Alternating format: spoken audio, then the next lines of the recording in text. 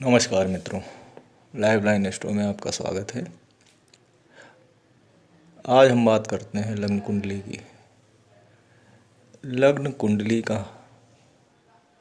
सारी कुंडलियों में अपना एक अलग महत्व है।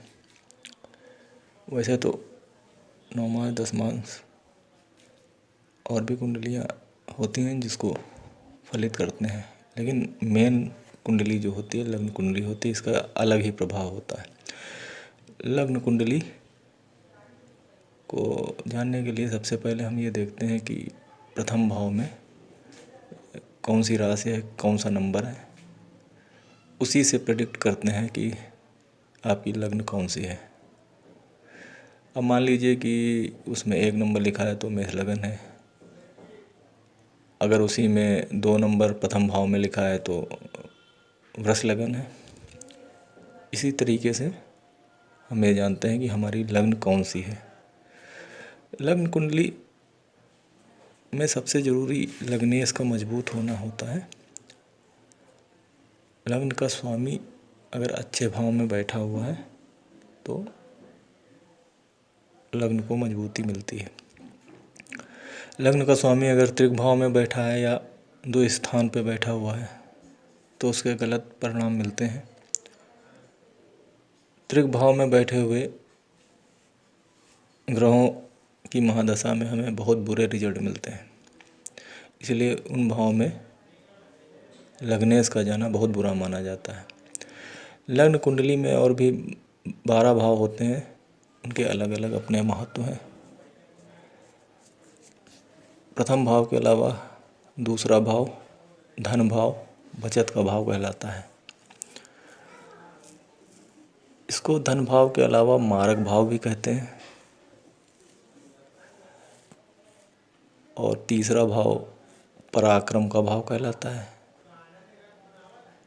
इसको छोटे भाई बहन के भाव के रूप में भी देखा जाता है। चौथा भाव जो होता है माँ, सुख, वैभव का होता है। पांचवा भाव एजुकेशन का भाव होता है, शिक्षा का भाव इसे कहते हैं। इसके अलावा इसे संतान भाव के रूप में भी देखते हैं। छठा भाव जो होता है रोग रिपु ऋण का होता है। छठा भाव त्रिक भाव में आता है, जो अच्छा नहीं माना जाता है। इस भाव को नौकरी के भाव से भी देखते हैं, लेकिन ये त्रिक भाव में जो 6, 8, 12 भाव होते हैं उसमें सबसे कम खराब माना जाता है। इस भाव में बैठे हुए ग्रह कभी कभी बहुत अच्छे रिजल्ट देते हैं। 7वां भाव को हम विवाह के स्थान से भी देखते हैं। 7वां भाव जो होता है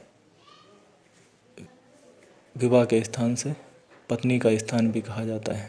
7वें भाव को पत्नी का स्थान भी कहते हैं। 8वां भाव जो होता आयु का स्थान कहलाता है। आकस्मिक मिलने वाले धन और एक्सीडेंटल भाव भी कहलाता है। 9वें भाव को हम भाग स्थान कहते हैं। इसके अलावा 10वें भाव को हम कर्म भाव कहते हैं। कुंडली का बहुत ही महत्वपूर्ण भाव ये कहलाता है। जीवन में हम जो भी कर्म करते हैं उसके रिजल्ट जो होते हैं इसी भाव से देखे जाते हैं। ये भाव कर्म का भाव होता है। इसके बाद 11वां भाव जो होता है ये आय का भाव कहलाता है, गेन का भाव, अर्निंग का भाव।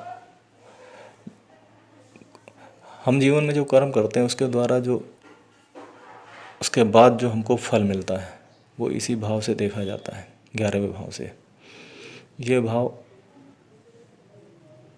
आय का भाव भी कहलाता है, लाभ भाव भी कहलाता है।